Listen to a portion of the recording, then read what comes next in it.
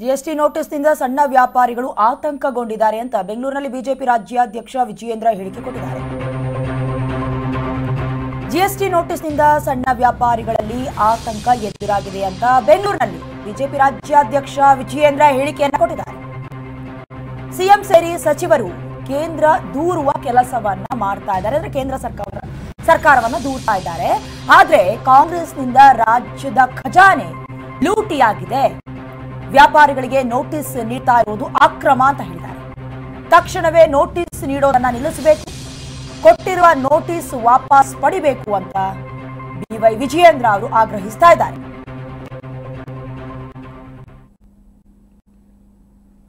GST ನೋಟಿಸ್ನಿಂದ ಸಣ್ಣ ವ್ಯಾಪಾರಿಗಳು ಆತಂಕಕ್ಕೀಡಾಗಿದ್ದಾರೆ ಅಂತ ಬೇಸರವನ್ನ ವ್ಯಕ್ತಪಡಿಸ್ತಾ ಇದ್ದಾರೆ. ಕೇವಲ ಕೇಂದ್ರ ಸರ್ಕಾರವನ್ನ ಮಾತ್ರ ಬೊಟ್ಟು ಮಾಡಬೇಡಿ ಅಂತ ಹೇಳಿಕೆಯನ್ನು ಕೊಟ್ಟಿದ್ದಾರೆ. ಏನ್ ಮಾತನಾಡಿದ್ದಾರೆ ಒಮ್ಮೆ ನೋಡ್ಕೊಂಬರೋಣ. ರಾಜ್ಯ ಸರ್ಕಾರ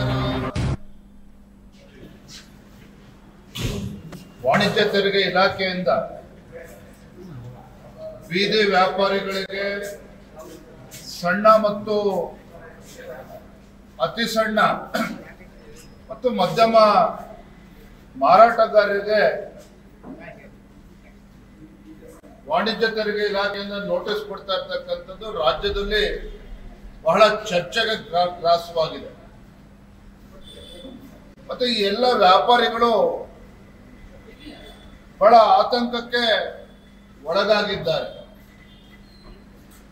ಮತ್ತೊಂದು ಕಡೆ ಮಾನ್ಯ ಮುಖ್ಯಮಂತ್ರಿಗಳ ಆದಿಯಾಗಿ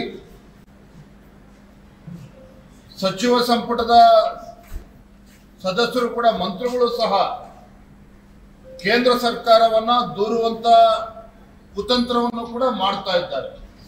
ರಾಜ್ಯ ಸರ್ಕಾರದ ಖಜಾನೆ ಖಾಲಿ ಆಗಿರುವಂತಹ ಸಂದರ್ಭದಲ್ಲಿ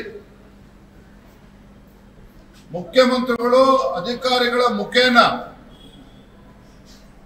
ವಾಣಿಜ್ಯ ತೆರಿಗೆ ಇಲಾಖೆ ಮುಖೇನ ನೋಟಿಸ್ ಅನ್ನು ಕೊಡೋದ್ರ ಮುಖೇನ ವಸೂಲಿಗೆ ಇವತ್ತು ರಾಜ್ಯ ಸರ್ಕಾರವೇ ಇಳಿದಿರ್ತಕ್ಕಂಥದ್ದು. ನಾನು ಮಾನ್ಯ ಮುಖ್ಯಮಂತ್ರಿಗಳಿಗೆ ಇವತ್ತು ಆಗ್ರಹ ಪಡಿಸ್ತೇವೆ,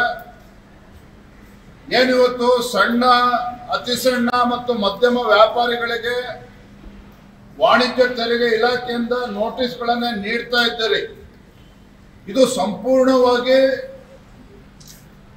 ಅಕ್ರಮ. ಇದು ರಾಜ್ಯ ಸರ್ಕಾರವೇ ಅಕ್ರಮವನ್ನು ನಡೆಸ್ತಾ ಇದೆ.